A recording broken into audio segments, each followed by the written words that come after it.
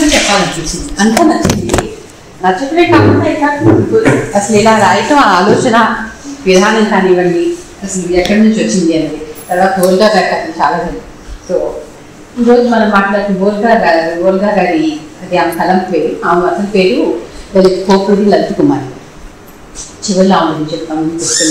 So ఆమె రాసిన ఒక పుస్తకం విముక్త. ఈ విముక్త అనే పుస్తకం ఒక 6 కథల కథాసం. ఈ కథాసంపుటి ఎలా ఉంటుందంటే, ఈ కథలన్నీ కూడా సీత చుట్టూ తిరిగిన కథలు.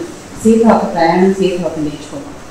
దీంట్లో ఇలాంటి కథలు ఇదివరకు చాలామంది రాసినారంటే, ఇదివరకు త్రిపుణ్యేని రామయ్య చౌదరి గారు రాశారు మొదట్లో ఒకసారి. సో ఏంటి అది రాముడి గురించి ఒక రాశారు. సో ఈ శైలి ఏంటంటే, ఇప్పుడు మన రామాయణ, మహాభారతాలు, పౌరాణికాలు వీటన్నిటిలో కూడా కథ రాస్తారు. కథలో ఏం జరుగుతుంది, దీంట్లో ఎగ్జాంపుల్ తీసుకుంటే సీత అగ్ని ప్రవేశం చేస్తుంది, అంతవరకే మనకు తెలుసు, అదే రాస్తారు వాల్మీకి రామాయణం. కానీ అగ్ని ప్రవేశం చేసే ముందు సీత అంతర్మదనం ఏంటి, లోపల సంఘర్షణ ఏం జరిగింది, ఎంతో ఒక ఆలోచనలో పరిపక్వత్వం వస్తేనే కదా ఆ నిర్ణయం తీసుకోవాలి. ఆ నిర్ణయం ఎలా తీసుకున్నారు, ఎందుకు తీసుకున్నారు, దీని గురించి చాలా చాలా రాసింది. ఇవి ఎక్కడ చెప్పం. సో వాటి మీద అల్లుకుని చాలామంది చాలా రాశారు. అట్లా రాసిందే ఈ పుస్తకంలో సంపుటి కూడా. అలాగే ఇప్పుడు ఈయన రాసింది త్రిపుణ్యేని రామయ్య చౌదరి గారు రాసింది, రాముడు శంభుక అనే అతన్ని తపస్సు చేసేందుకు చంపింది. సో ఆ రోజు ఆ సంహారం అన్నది ధర్మబద్ధం అని అంతవరకే తెలుసు. అది ఎందుకు ధర్మబద్ధం అది అన్నది తెలిస్తే మనకి అది ఈ రోజు కూడా ధర్మబద్ధమా కాదా అన్నది మనం నిర్ణయించుకోగలుగుతాం. అంతే తప్ప ఆ రోజు రాముడు చేశాడు కాబట్టి ఈ రోజు మనం చేయిస్తామా అని ఈ విషయం మీద త్రిపుణ్యేని గారు రాసిన కదా. సో ఇప్పుడు మనం ఆలోచిస్తే ఒక కులం కానంత మాత్రాన తపస్సు చేసుకోవడానికి కులానికి ఏంటి, తపస్సు ఎవరైనా చేసుకోవచ్చు కదా అన్నది ఈ రోజు ధర్మం. ధర్మం అనేది కాలానుసారంగా మారుతూ ఉంటుంది. కాబట్టి ఆ ధర్మాన్ని అర్థం చేసుకోవాలంటే మనం ఆ నిర్ణయాలు చేసిన వాటి వెనక ఉన్న అంతర్మదనాన్ని, వాళ్ళ లోపల జరిగిన యుద్ధాన్ని మనం అర్థం చేసుకోవాలి. అది అర్థం చేసుకోవాలి. ఇప్పుడు ఈరోజు ఏమవుతుంది, చాలామంది కూడా మనకి పొలిటీషియన్స్ అవనింది, గురువులు అవనింది, ఎవరైనా సరే ఆ నిర్ణయాన్ని తీసుకొచ్చేసి ఇది నిర్ణయం కాబట్టి ఇది మన ధర్మం ముందు పెట్టేస్తున్నాం. కానీ దాన్ని వెనక ఉన్నది అర్థం చేసుకుంటేనే ఈరోజు ఉన్న ప్రపంచానికి ఈ కార్యక్రమాలు రోజుకి అది వర్తిస్తుందో లేదో అనేది అర్థమవుతుంది. వీటి మీద నుంచి ఇలా చాలా చలంగా చాలా రాశారు. తను చాలా విషయాల మీద, సీతాదేవి సతీగ్రహణం మీద చాలా వాటి మీద రాశారు. అలాగే కోపు రాస్తారు ఒకటి, హనుమంతుడు వెళ్ళేసి అందమైన వాటికని, అశోక వాటిక ఎంతో అందంగా ఉంటుందంటారు. అశోక వాటిక సపోజ్కి చాలా అందమైనది. దాన్ని కాల్చాలంటే ఎంత కఠినమైన హృదయం ఉండాలి అని ఇప్పుడు మనం ఆలోచించుకుంటే అలాగే అనిపిస్తుంది. కానీ ఆ రోజు హనుమంతుడు చేసిన దానికి దాని వెనక ఉన్నది ఇది మనం అర్థం చేస్తాం. వీటి మీద రాసింది. అలా ఈ విషయానికి వస్తే బోల్గా అనే ఆమె స్త్రీవాది. స్త్రీవాది అంటే ఫెమినిజం అంటే చాలా మందికి చాలా రకాలుగా అర్థం చేస్తారు. స్త్రీవాది అంటే స్త్రీ ఒక రైట్స్ కోసం మాకు రిజర్వేషన్ కాదు, ఇది కాదు. స్త్రీవాది అన్నది స్త్రీకి కావాల్సింది స్వేచ్ఛ. దాని గురించి ఆమె ఎక్కడైనా మాట్లాడారు. స్త్రీ అన్నది ఎవరికైనా ఒక మనిషికి కాదు, ఒక పశువు కానీ ఎవరికైనా ఒక జీవికి కావాల్సినది స్వేచ్ఛ. అలాగే స్త్రీ కూడా జీవుల్లో కాబట్టి స్వేచ్ఛ. సో ఈ స్త్రీవాదంలో ఇంకో విషయంలో చెప్తారు ఏంటంటే, స్త్రీ అనే కాదు, మీకు లోవర్ కాస్ట్ ఉంటాయి, రకరకాల భేదాలు ఉంటాయి మనకి మనాటిలో. ఇట్లా అందరికీ కూడా కావాల్సింది ఒకటే, ఎవరికి వాళ్ళకి ప్రతిగలిగిన స్వేచ్ఛ. ఇంకొకరిని నష్టం కలిగించకుండా వాళ్ళకి చేయగలిగినంత వరకు ఆ స్వేచ్ఛ ఇస్తే అది స్త్రీవాది మాట్లాడేది. దాని మీదే ఎక్కువ మాట్లాడతారు. అలాగే ఈ కథల్లో ఆమె తీసుకొచ్చిన ఇంకొక విషయం ఏంటంటే, ఈ కథల్లో 5 కథలు ఉంటాయి, 6 కథలు సార్. 6లో మొదటి కథ సమాగమంలో ఆమె సూర్పణకని కలుస్తారు. సో ఆ సూర్పణక దగ్గర నుంచి ఎలా అయింది. నెక్స్ట్ విముక్త. నెక్స్ట్ ఇది నున్మయవాదంలో ఆమె అహల్యాన్ని కలుస్తారు. అలాగే నెక్స్ట్ సైకత కుంభంలో రేణుకాన్ని కలుస్తారు. ఆ తర్వాత విముక్తలో ఉర్మిళతో పరిచయం. పైన నెక్స్ట్ బందినుడులో రాముడి గురించి మాట్లాడతారు. ఏంటి ఇది అంతా జరిగిన తాను. సో ఈ కథలన్నింటినీ కలిపి సంపుటిక. ఈ కథల్లో ఇంకో విషయం చెప్తారా, నేను కలిసి ప్రతి స్త్రీ దగ్గర కొంత నేర్చుకున్నాను. సో ఒక సిస్టర్హుడ్ అనేది కూడా ఆమె తీసుకొస్తారు. ఇలా ఒకరి దగ్గర నుంచి ఆమె భావన ఇలా ఎలా అయితే సీత వీళ్ళందరి దగ్గర నుంచి నేర్చుకుని ఉంటుందో, నేర్చుకున్నదని ఎవరు రాయలేదు కానీ వీళ్ళు కలిసింది కదా, కలిసిన తర్వాత ఆమె నిర్ణయాలు తీసుకుంది కదా, కాబట్టి అక్కడి నుంచి ఎంతో కొంత నేర్చుకుని ఉండాలి. అది ఆలోచన. నేర్చుకున్నదా అన్నది ఎవరికి తెలియదు. ఇది ఒక కవి ఆలోచన. అలాగే ఈ సిస్టర్హుడ్ దగ్గర నుంచి ఒకరి దగ్గర నుంచి ఒకరు మన అనుభవాలే కాకుండా మన చుట్టూ జరిగే అనుభవాలు ఏం నేర్చుకుంటాం, మిగతా ఫీల్ పడే కష్టాలు ఏంటి, వాళ్ళు నేర్చుకున్నది ఏంటి, వాళ్ళ అనుభవాలు ఏంటి అన్నది మనం ఒకరి నుంచి ఒకరు నేర్చుకుంటే ప్రతి స్త్రీ ప్రతి మనిషి కూడా ఆ పరిపక్వత్వం చెందుతారు. ఆ మెచ్యూరిటీ వచ్చిన వాళ్ళ జీవితంలో వాళ్ళు ఎదుగుదలకి చాలా సహాయపడుతుంది.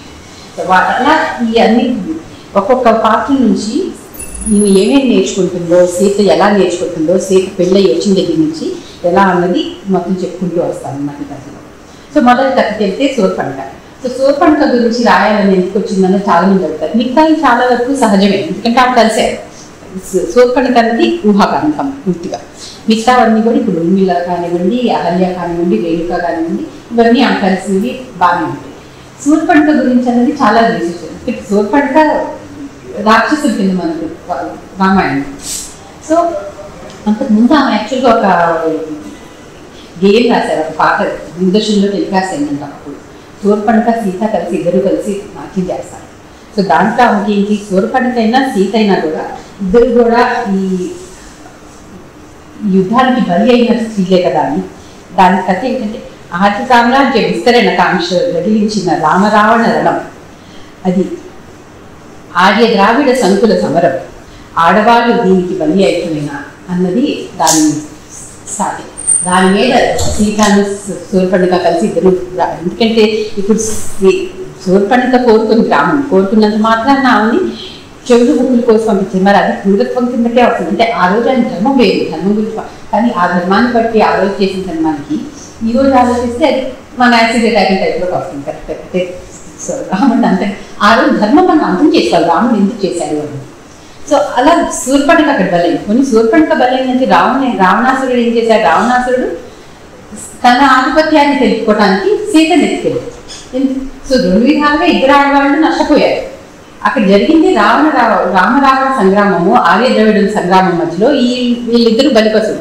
సో కాబట్టి వీళ్ళిద్దరికి ఒక ఏదంతా ఇద్దరు శత్రువులు స్నేహితులు అయినట్టు వీళ్ళిద్దరు కష్టాల్లో ఉన్నారు. కాబట్టి వీళ్ళిద్దరు ఒకే విధానికి వాళ్ళు కష్టపడ్డారు. కాబట్టి వీళ్ళిద్దరు స్నేహితులు ఎందుకు కాకూడదు అన్నది ఆమె భావన. అక్కడి నుంచి ఆమె ఊహించి రాసింది సీత శూర్పణఖ కార్యక్రమం. సో సీత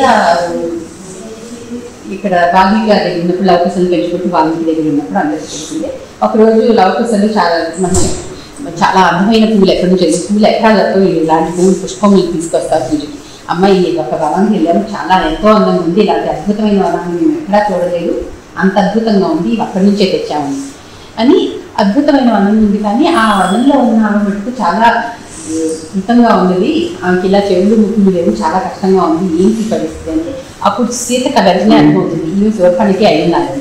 ఎక్కడ మీరు ఏం తెచ్చారని మన్నాడు పిల్లలు చెప్పి ఆ పిల్లలు తీసుకెళ్ళమంటే ఆమె శూర్పణఖ కలుస్తుంది. వెళ్ళి కలిసినప్పుడు పిలుస్తుంది శూర్పణఖ. పిలిస్తే ఎవరైతే చెప్తుంది నేను ఇలా సీతానంటే అదేంటి సీత నీవు ఎవరు, శూర్పణఖ ఆశ్చర్యపోతుంది. అదేంటి రామరాజ్యం దేశమంతా దక్షిణ దిగ్భాగం మొత్తం విస్తరించిన రామరాజ్యానికి అధిపతి అయిన రాముడు సీత కదా, ఇలా ఉన్నావేంటి అంటే నన్ను రాముడు త్యాగించాడంటే శూర్పణఖ నమ్మలేకపోతుంది. నీకోసమే కదా ఇంత యుద్ధాలు చేసింది, నీకోసమే కదా ఇంత నీ పరిస్థితికి వచ్చింది నీ గురించి కదా, అలాంటిది నిన్నే త్యాగం చేయటం ఏంటి అన్నది శూర్పణఖ అంట. సో ఇంతకు ముందు కూడా సీతకి ఎప్పుడు కూడా శూర్పణఖ చాలాసార్లు ఆలోచించేది, శూర్పణఖ ఏంటి ఎంత కష్టపడతా ఉంటుంది. ఎందుకంటే ఇలా చెవులు ముక్కుల కోసం ఆమె అందం అంటే ఎంతో అవాధ్యం, అందం అంటే ఎంతో ఇష్టపడే శూర్పణఖకి ఇలా చేస్తే ఆమె ఎలా బ్రతుకుతుంది, అసలు బ్రతకగలదా అన్నది సీతకు మనసులో ఎక్కువ ఉండేది. అదే అడుగుతుంది, ఎలా బ్రతికావు శూర్పణఖ, నువ్వు ఎలా ఉన్నావు అని. నేను చాలా ఆనందంగా ఉన్నాను, చాలా బాగున్నాను, ఇదిగో ఈ వనంలానే ఉన్నాను నేను కూడా అంటే కనిపిస్తుంది. ఈ వనం కూడా చాలా అందంగా ఉంది, అది అశోకవనం కంటే కూడా చాలా అందంగా సృష్టిస్తున్నాను. సో చాలా అందంగా ఉంది, ఇలాగే ఉన్నాను నేను. సో అప్పుడు ఎలా వచ్చావు ఇలా, నువ్వు ఎలా బ్రతకగలుగుతున్నావు అంటే అప్పుడు శూర్పణఖ చెప్తుంది, ఈరోజు నేను ఇలా ఆనందంగా ఉన్నాను కానీ ఇలా ఉండటానికి నాకు ఒక చాలా కృషి చేయాల్సి వచ్చింది. ఇలా ఏం లేదు, నేను కూడా నా చెవులు ముక్కులు కోసం నేను ఇంటికి వెళ్ళిపోయిన రోజు చాలా బాధపడ్డాను. నేను అసలు ఎలా బ్రతకగలను, ఎవరి దగ్గరికి వెళ్ళినా నన్ను అందరూ తిరస్కరిస్తున్నారు, నాకు ఎక్కడా కూడా ఆమోదం లేదు, ఎలా బ్రతకగలను నేను అసలు, నేను నా మీద నాకే అసలు. సో అన్నిటి మీద నేను ఒక సమయంలో క్రోధం పెంచేస్తున్నా, కోపం పెంచుతున్నాను, ఎక్కడ చూస్తే అందరి మీద కోపం, నా మీద నాకు కోపం, ఏ వస్తువు మీద ఎట్లా ఏమి. అలా వెతికిన దాన్ని నిదానంగా ప్రకృతిని చూసి నేర్చుకున్నాను నేను. ప్రకృతి మంచి చెడు అది లేకుండా అన్నిటిని ఒకేలాగా ఆహ్వానిస్తుంది. చెట్లు అవి మంచి కానీ చెడు కానీ ఏది లేకుండా తేడా లేకుండా భేదం లేకుండా అలా ఆ ప్రకృతిని చూసి నాలో నేను అంతర్మదనం చేసుకుని అక్కడి నుంచి ఒక తపస్సులాగా నేను ఈ పరిస్థితికి వచ్చాను. నేను ఇప్పుడు ఆనందంగా ఉండగలుగుతున్నాను. ఎలాగంటే వాటి నుంచి నేర్చుకున్నాను. అన్నిటికంటే ముందు నన్ను నేను ప్రేమించుకోవటం నేర్చుకుంటే ఇవి వస్తాయి అన్నది నాకు అర్థమైంది. కాబట్టి నన్ను నేను ప్రేమించుకోవటం మొదలుపెట్టిన తర్వాత నాకు అప్పుడు వేటి మీద కూడా ద్వేషభావాలు ఏమీ లేవు. అన్నింటినీ ప్రేమించగలుగుతున్నాను. ప్రపంచంలో అందరినీ, అన్ని వస్తువుల్ని అందరినీ ప్రేమించగలిగే పరిపక్వానికి నేను ఈరోజు వచ్చానంటే అది ప్రకృతి నుంచి ఎన్నో సంవత్సరాల తపస్సులాగా నేను వాటి నుంచి నేర్చుకున్న దగ్గర నుంచి ఇలా నేను ఈరోజు ఈ పరిస్థితికి రాగలిగానని చెప్తున్నాను. సో నేను కూడా చాలా కష్టాలు అనుభవించాను. నువ్వు అన్నట్టు నేను అలాగే అనుకున్నాను, నేను ఎక్కడ బ్రతకగలనా అనేది అనుకుని అప్పుడు ఈ ప్రకృతి నుంచి తపస్సుతో ఈ పరిస్థితికి వచ్చాను. అది సీతకి చాలా నచ్చి ఆనందంగా ఉంది. అప్పుడు సీతకి కూడా ఒకటి చెప్తుంది, ఎప్పుడైనా సరే నిన్ను నువ్వే గౌరవించుకో, ఎవరిని కూడా నమ్మకం కాదు, నీకు నువ్వు ముందు ముఖ్యం, నీకు నువ్వు ఆలోచించుకో అన్నది శూర్పణఖ చెప్తుంది. సో అక్కడి నుంచి అలా శూర్పణఖ కథ.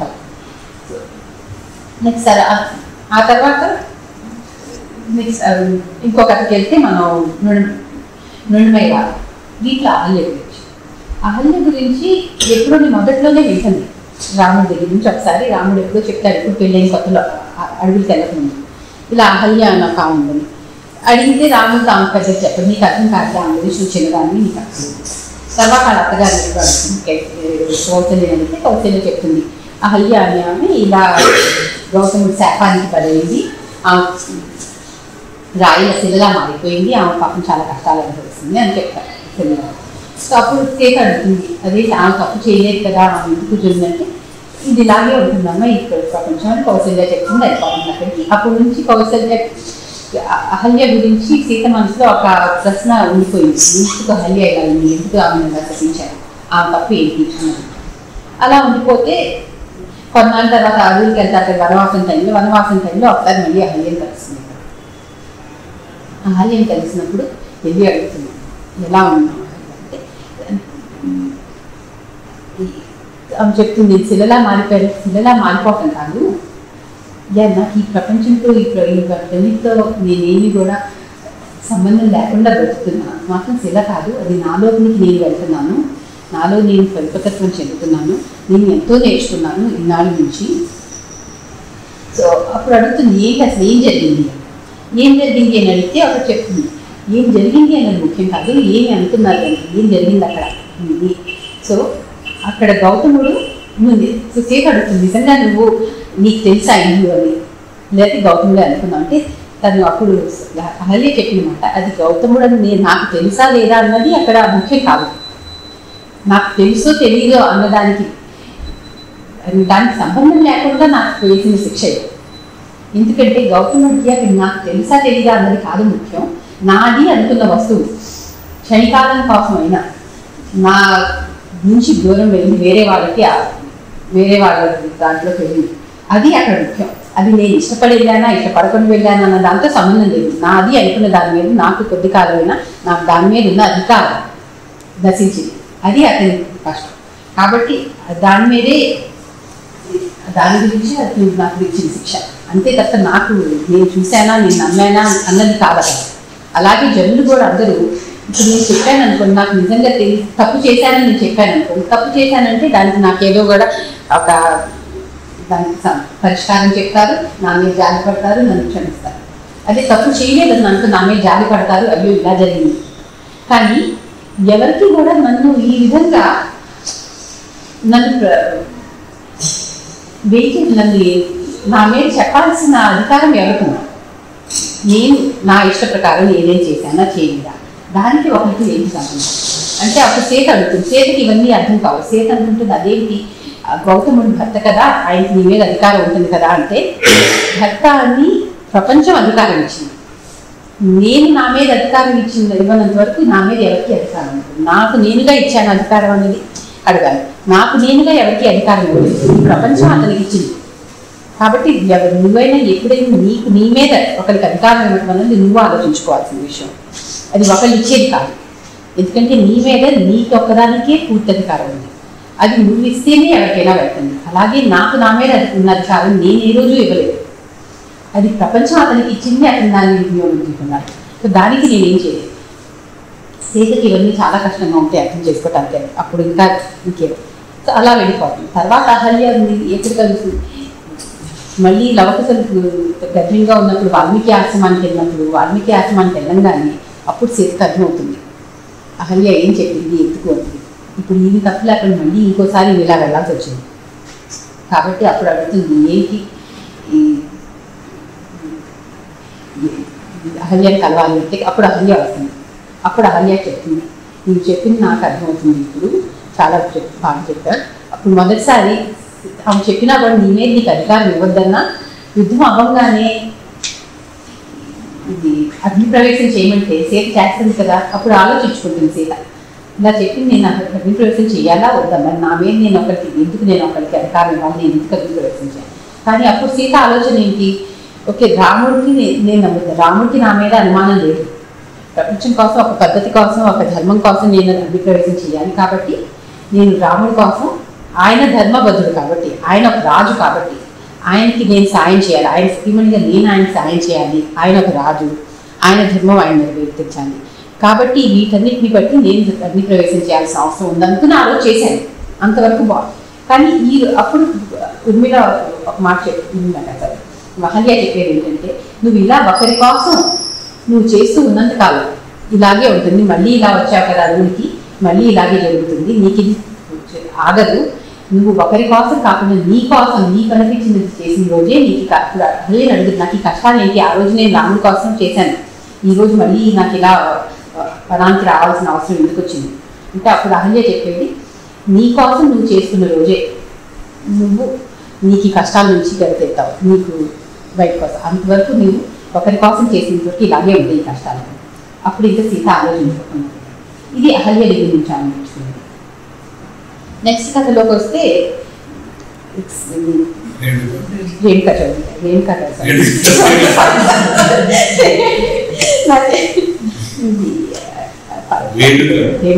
కథ పేరు చదువుతున్నా, ఎందుకంటే అది సైకత కుంభం ఆ పేరు కోసం సైకత కుంభం అన్నది. సైకత కుంభం అన్న కథలో రేణుక గారిని కలుస్తారు. సైకత కుంభం అంటే ఇసుకతో చేసిన కొండ. ఆ ఇసుకతో చేసిన కొండ చేయటం అన్నది రేణుకానే చేయగలుగుతారు, చాలా బాగా చేస్తుంది. సో అందరూ ఏమనుకునేవాళ్ళు, రేణుక అలా చేస్తుందంటే ఆమె పాతిపత్యం బలంతో ఆమె కొండను చేయగలుగుతుందని. సో అప్పుడు రేణుక చెప్తుంది అందరూ పాతిపత్యం బలంతో అంటారు, పాతిపత్యంతో కాదు, నేను అక్కడ ఇసుకతో కొండ చేయాలంటే ఎంతో ఏకాగ్రత ఉండాలి, ఎంతో దృష్టి పెట్టాలి. నేను నాకంత ఏకాగ్రత ఉంది కాబట్టి నేను ఆ సైకత కుంభాన్ని చేయగలుగుతున్నాను. మన స్త్రీల బ్రాహ్మణ సమాజం అంతా మనకు అప్పచెప్పిన ఏంటి, మనకి పాతివ్రత్యం, శీలము, మంచి పద్ధతి ఇవన్నీ మనకు అంటగట్టినవన్నీ కూడా ఈ సైకత కుంభం లాంటివి. ఎంతో పాతివ్రత్యంతో ఉన్నారనుకుంటారు కొందరు, ఓకే మేము చాలా శీలవతులు అనుకుంటాం, కానీ ఇవన్నీ కూడా మనకు అంటగట్టినవన్నీ కూడా సైకత కుంభం లాంటివి. ఎంతో జాగ్రత్తగా కాపాడుతున్నంత వరకే ఉంటాయి. ఒక్క క్షణం దృష్టి అలా వెళ్ళిందా అవి పడిపోతాయి. అది మనకు జీవితం. అది మనం అర్థం చేసుకునే రోజు, ఒక స్త్రీగా మనం అది అర్థం చేసుకునే రోజు మనకి జీవితం మీద అవగాహన కలుగుతుంది. ఆ సైకతకు అలాగే ఒక రోజు ఇప్పుడు ఆ రోజు మరి ఎందుకు ఆమెను అంటే కొడుకు కూడా చంపాడు, కొడుకును కూడా మిమ్మల్ని చంపడానికి వచ్చాడు కదా, మరి అదేంటి అంటే మరి అది ధర్మం. ఎందుకంటే కొడుక్కి తెలిసిన ధర్మం ఒకటే, తండ్రి మాట ఎవరు అనకూడదు, తండ్రి చెప్పాడు నేను చేయాలి అంతవరకే తప్ప తండ్రి చెప్పిన అంటూ మంచి చెడు అన్న ఆలోచన అనేది ఆ ధర్మంలో లేదు. వాళ్ళకి తెలిసింది తండ్రి చెప్పాడు, తండ్రి మాట జవదాటకుండా చేసేయాలి.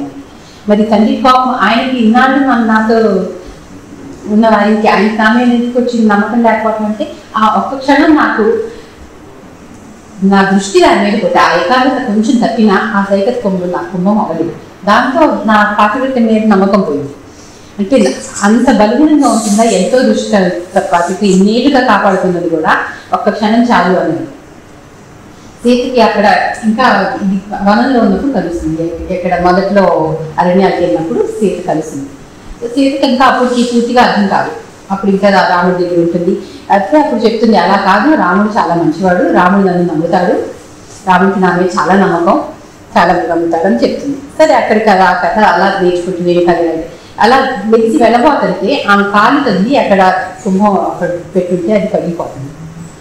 అప్పుడు సీతకి క్షణంలో ఒక సెకండ్ అర్థమవుతుంది, ఏంటి ఇది ఇంత చుట్టిలో ఇలా పగిలిపోయింది కదా, ఇదేనా ఆమె చెప్పింది, ఏంటి మన జీవితం ఇలాగే ఉంటుందని ఒక భయం కలుగుద్ది. కానీ పూర్తిగా అర్థం కాదు. సరే అక్కడ నేర్చుకుని అలా అవుతుంది. అది రేణుకా గారిని కలిసింది. సో తర్వాత కథలో విముక్త, అది పుస్తకం పేరు కూడా. ఆ విముక్త అనే కథలో ఆమె ఉర్మిళని కలుస్తుంది. ఉర్మిళ మనందరం అనుకున్నట్టు 14 ఏళ్ళు నిద్రలోకి వెళ్ళిపోయిందంటాం. సో ఈ సీత వచ్చిన తర్వాత చాలా వాటిని రాయని విషయం ఏంటంటే, వెళ్ళేటప్పుడు ఎవరు ఉర్మిళని అడిగారా వస్తావా అని. మరి రాముడు వెళ్తుంటే సీత వెళ్తానండి. మరి సీత రాముడితో పాటు ఆయనకి తోడుగా లక్ష్మణుడు వెళ్తానన్నాడు. మరి ఉర్మిళ పరిస్థితి ఎక్కడా రాయలేదు, ఎవరు అడగలేదు. మరి ఆమె వస్తానందా రానందా అసలు అడిగారా అంటే ఈ ప్రకారం సీతకి చెల్లి కాబట్టి సీతకి ఎంతో సీత చాలాసార్లు అడిగింది. తర్వాత వెళ్ళేటప్పుడు ఎవరు అడగాలి, వచ్చిపోయారు.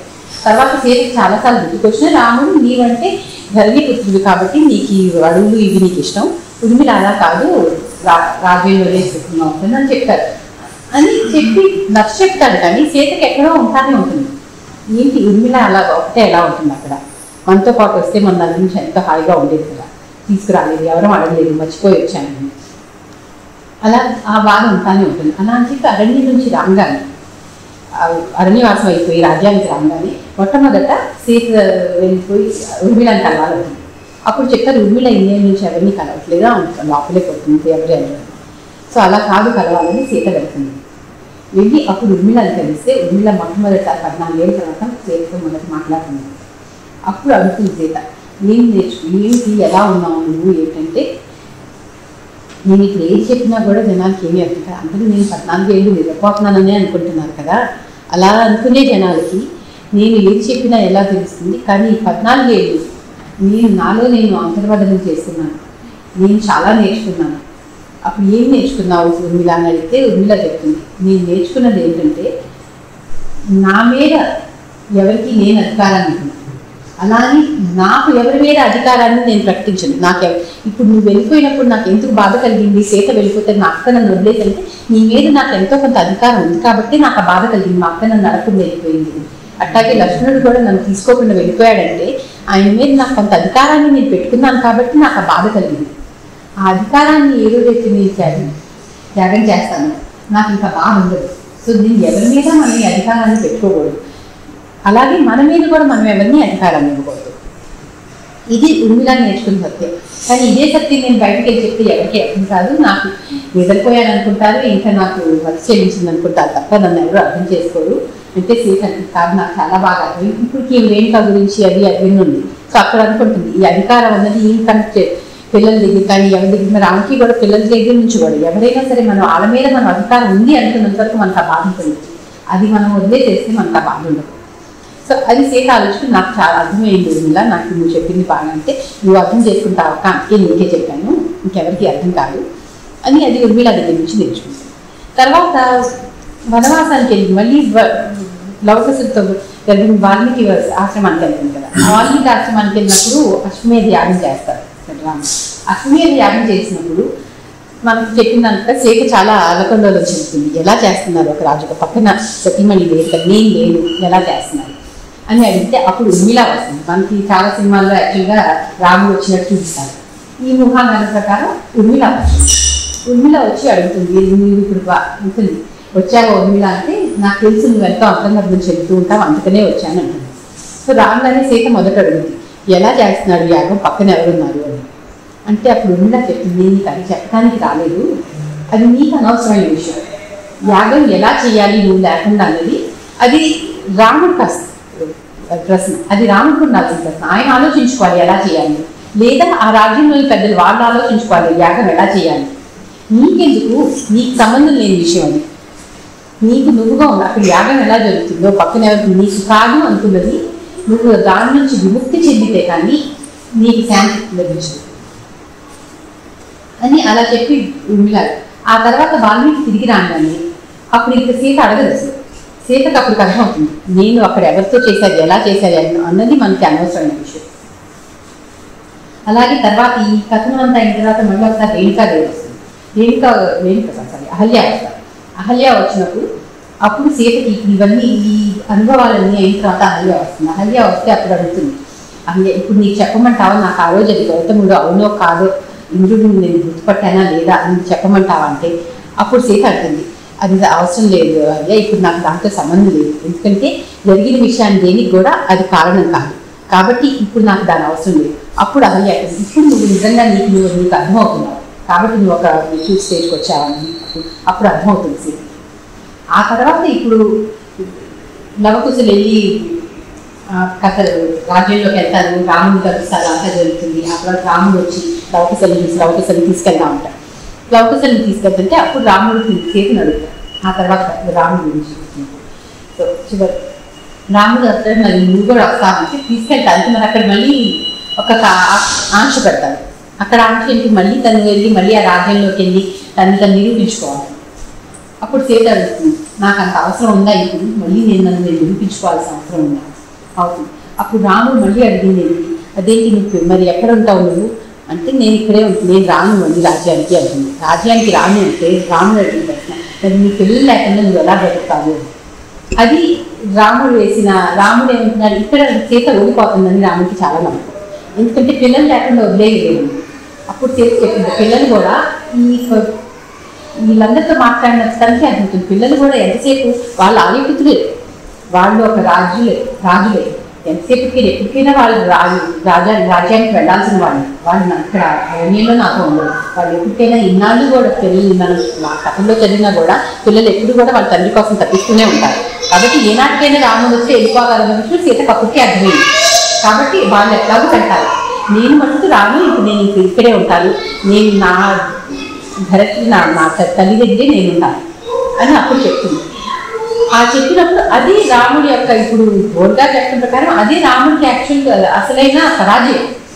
ఎందుకంటే రాముడు ఎలా అయినా సీత మళ్ళీ వచ్చి మళ్ళీ నిరూపించుకుని పిల్లలు కూడా ఎక్కడైనా సరే పోనీ అమ్మకి అన్యాయం జరిగింది అనుకుంటే అమ్మకి వాళ్ళు కూడా ఆలోచించలేదు కదా, వాళ్ళ ఆలోచన కూడా ఎక్కడ ఉంటుంది, అమ్మ కూడా మళ్ళీ ఒకసారి వచ్చి తను నిరూపించుకుంటే బాగుండేది కదా, మాతో ఉండిపోవచ్చు కదా అని అనుకుంటారు.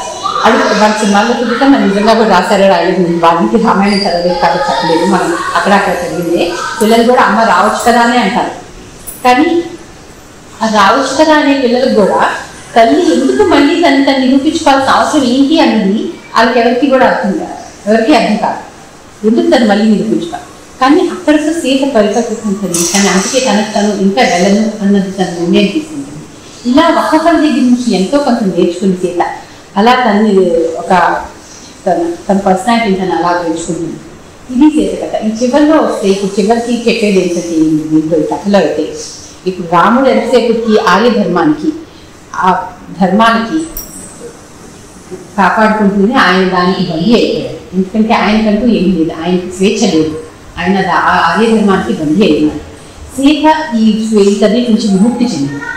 అలాగే చివరిలో కూడా సీత రాముడికి మళ్ళీ సాయం చేస్తుంది ఎక్కడంటే ఆ లవకుశల్ని రాముడికి అప్పచెప్పి ఆయనకి విముక్తి చెందే మార్గం చూపిస్తుంది. ఎందుకంటే ఇప్పుడు ఆయనకి మార్గం ఉంది, ఆయన ఒక్కడే కాదు కదా, ఇప్పుడు పిల్లలకి ఆయన అప్పగించి ఆయన మళ్ళీ విముక్తి చెందొచ్చు. ఆయనకి విముక్తి చెందే మార్గం కూడా చివరికి సీతే చూపిస్తుంది, పిల్లల్ని అప్పగించి ఈమె విముక్తి చెందుతుంది. అది ఆమె జరుగుతుంది. ఇది ఆయన కథలో ఇలా హోలిక గురించి ఈ కథతే కాకుండా ఇవి చాలా కథలు రాశారు. సో ముందు చెప్పండి తర్వాత చెప్తే బాగుంది. ఇవి చాలా గొప్ప స్త్రీవాది. 1950లో ఈయన గుంటూరులో పుట్టారు. ఈ పేరు పోకూరి లలిత కుమార్ గారు. ఈ ఎంఏ తెలుగు లిటరేచర్ చేశారు ఇక్కడ ఆంధ్ర యూనివర్సిటీ నుంచి. ఆ తర్వాత చాలా కాలం 10 ఏళ్ళ వరకు తెనాలిలో తెలుగు లెక్చరర్గా చేశారు. తెలుగు లెక్చరర్గా చేసిన తర్వాత కొన్నాళ్ళకి ఉషా కిరణ్ మూవీస్లో ఆమె కథలు రాశారు. ఉషా కిరణ్ మూవీస్లో ఉద్యోగంలో హెడ్ స్క్రిప్ట్ రైటర్ లాగా చాలా కథలు రాశారు. అలా ఒక సినిమాకి కూడా ఈ రాసిన బెస్ట్ స్టోరీ రైటర్గా పేరు వచ్చింది, తోడు అనే సినిమా.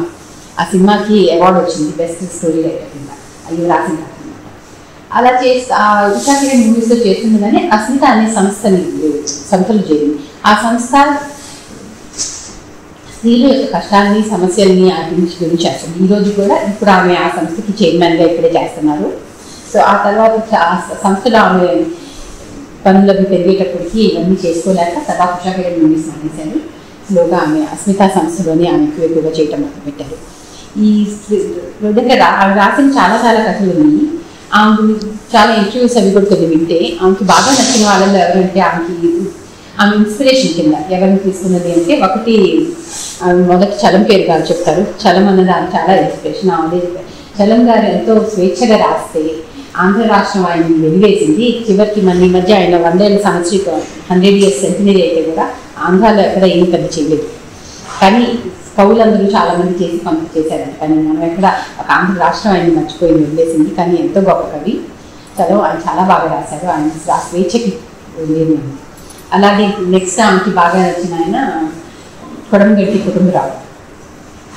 నెక్స్ట్ ఈ కాలంలో మీకు కాంటెంపరీగా ఎవరి ఇష్టం అంటే ఆమె చెప్పిన కొన్ని పేర్లలో మొదట పి సత్యవతి గారు నేను కొన్నాళ్ళ క్రితం ఐ థింక్ సత్యవతి కథలు ఒకసారి చెప్పాను నేను ఒకసారి. ఆ కథలు కూడా చాలా బాగా నచ్చింది. నెక్స్ట్ ఆమెకు బాగా నచ్చిన వాళ్ళలో కరీర్ బాబు గారు మనకి ఇక్కడ ఒకసారి తెలుగు దానికి వచ్చారు. ఆ రోజు ఆయన మాట్లాడిన దాన్ని బట్టి కూడా చాలా బాగా మాట్లాడారు. నెక్స్ట్ ఇంకా కొన్ని పేర్లు చెప్పాను. నాకు సన్నపురెడ్డి వెంకటరామరెడ్డి, షహజానా, వినోదిని వీళ్ళందరూ ఆమెకి చాలా బాగా నచ్చినారు. ఇంతో పాటు ఇంకో విషయం ఏంటంటే ఈమె మొదటి నుంచి స్టూడెంట్లో ఉన్నప్పటి నుంచి అప్పట్లో 70లో కదా ఇంకోటి స్టూడెంట్ లైఫ్ అనేది 72లో ఆమె డిగ్రీ అయింది. కాబట్టి ఆ టైంలో అంతా కూడా సిపిఐ సిపిఎం కమ్యూనిస్ట్ భావాలు బాగా ఉంది. అందులో గుర్తుండే విజయవాడ గుంటూరు అనేది బాగా కమ్యూనిస్ట్ భావాలు. సో ఆమె కూడా వాళ్ళ తండ్రి వాళ్ళంతతో పాటు కమ్యూనిస్ట్గా సిపిఐలో చేరింది. కొన్నాళ్ళు సిపిఐలో చేసిన తర్వాత ఆమె తర్వాత సిపిఐ నుంచి కొద్దిగా బయటకు వచ్చి రివల్యూషనరీ రైటర్స్ అన్నది కూడా సిపిఐ ఒక విభాగమే దాంట్లో చేయడం. అక్కడి నుంచి కూడా బయటకు వచ్చేసారు. తర్వాత చాలామంది అడిగారు ఎందుకు మీకు సిపిఐ నుంచి బయటకు వచ్చేసి ఓన్లీ రచయితగా మిగిలిపోయారు, ఎందుకు పార్టీలో ఉండట్లేదు, మీకు ఆ భావాల మీద నమ్మకం పోయిందంటే ఆ భావాల మీద నాకు నమ్మకం పోలేదు. నాకు ఈ రోజుకి ఆ భావం మీద నమ్ముతాను. కమ్యూనిస్ట్ అయినా ఇప్పుడు రాసే స్త్రీవాదమైనా అందరికీ సమానత్వం గురించి స్వేచ్ఛ గురించే. సో నేను పోరాడేది కూడా అదే. అక్కడి నుంచి బయటకు రావడానికి అక్కడ కూడా స్త్రీల్లో సమానత్వం కనిపించగా వాళ్ళు ఎవరు వినట్లేదు, చెప్పలేకపోయాను. అక్కడ ఏమవుతుంది ఎంతసేపు స్త్రీల నదియ సిపిఐ సిపిఎంలో ఉన్నవాళ్ళు వాళ్ళకి సహాయం చేయడానికో పక్కన కూర్చొని చెప్పడానికి తప్ప ఒక స్ట్రాటజీ మీటింగ్ ఉన్న ఒక దిశానిర్దేశం చేయడానికి స్త్రీలను ఎక్కడ రానిచ్చేవాళ్ళు కాదు. కాబట్టి ఆ పక్కన కూర్చొని చేయడం అనేది నాకు నచ్చక అక్కడి నుంచి బయటకు వచ్చాను. అదర్వైజ్ అక్కడ కూడా నాకు చాలా బాగా ఆ భావాలు నాకు ఈరోజు కూడా నేను ఆ భావాల మీదే చేస్తుంటాను. అలా ఇంకొచ్చిన కొన్ని అవార్డు చెప్పి మొట్టమొదటి రాసింది సహజ పుస్తకం. సహజ తర్వాత రాసింది స్వేచ్ఛలో మన వివాహ సంస్థ మీద చాలా ప్రశ్నలు వేస్తారు. దాంతో దాదాపు మన మొత్తం సొసైటీ మొత్తంలో కూడా మన మీడియాలో కానివ్వండి చాలా సంచలనం సృష్టించింది. దీంట్లో ఒకటి సంచలనంతో పాటు ఇంకొక ఆమె చెప్పేది ఏంటంటే కొన్ని ఇంటర్వ్యూలు ఆమె చెప్పిన విషయం, ఇప్పుడు పురుషులు కొంతమంది కథ రాశారనుకోండి, ఇది నా కథ కాదు నేను ఊహించుకుని రాశానంటే ప్రజలు నమ్ముతారు. అదే ఒక స్త్రీ రాసిన కథకి నేను ఊహించుకుని రాశాను, ఇది నేను రాశానంటే నమ్మరు. ఇది ఆమె జీవితంలో జరిగిన విషయమే రాశారేమో అన్నదే అనుకుని ఆమె స్వయం జీవితాన్ని చాలా తవ్వి అసలు అందరూ కూడా చాలా వరకు ఆమె చాలా హింసించారు. ఆ రోజు చాలా వేధించారు. ఆమె జీవితాన్ని తవ్వి ఈ జీవితంలో జరిగిన ఏం రాసిందాలని ఆమె ఊహించుకుని రాసిందంటే అదే చెప్పింది. స్త్రీ మీద రాస్తే ప్రజలు నమ్మరు, ఆమె జరిగిందే రాసిందేమో అనుకుంటారు. అలా స్వేచ్ఛ అనేది చాలా. కానీ స్వేచ్ఛకి 2 అవార్డులు వచ్చింది. బెస్ట్ నవల్ రైటర్ ఒకటి వచ్చింది. ఆ తర్వాత ఇంకొకటి స్త్రీలకి చేసిన సేవ గురించి కూడా స్వేచ్ఛ అనే నవల్కి ఒక అవార్డు వచ్చింది. ఇలా తెలుగు సాహితీ అవార్డు వచ్చింది. చివరికి విముక్త అనే నవల్కి 2015లో తెలుగు సాహితీ అకాడమీ అవార్డు వచ్చింది. ఇది కాకుండా ఇంక చాలా అవార్డులు వచ్చింది. చదువుతాను. 19 సుశీల నారాయణ రెడ్డి అవార్డు ఒకటి 2009లో, కందుకూరి వీరేశలింగం అవార్డు 2013లో, లోకనాయక ఫౌండేషన్ అవార్డు 2014లో, ఇలా చాలా అవార్డులు వచ్చినాయి. స్వేచ్ఛకి 1993లో మంచి రికగ్నిషన్ వచ్చింది. అలాగే ఆకాశంలో సగం ఇంకో నవల్ చాలా బాగా రాస్తారు. ఆకాశంలో సగం ఉన్న దాంట్లో కూడా బెస్ట్ నవల్ కింద అవార్డు వచ్చింది. ఇలా ఎన్నో అవార్డులు తెచ్చుకున్నాము. చాలా ఈ రోజుకి ఆమె ఇంకా ఏం రాస్తుందంటే ప్రస్తుతానికి మన రీసెంట్ ఇంటర్వ్యూలో ఈ సమానత్వంలో మనకి ప్రకృతి మీద వచ్చే ఏమిటి, ప్రకృతి మీద మనకున్న ఆశతో మన ప్రకృతిని ఏ విధంగా సృష్టిస్తున్నాము, ఏ విధంగా దాన్ని నాశనం చేస్తున్నాము దాని మీద ఆమె ప్రస్తుతానికి రాస్తున్నాం అని చెప్పారు. ఇది ఓల్గా గారి గురించి కథ చెప్పినప్పుడు ఆమె పుస్తకం కొంత ఓల్గా గారి గురించి కూడా కొంత చెప్పాలనుకున్నాను, అందుకే చెప్పండి.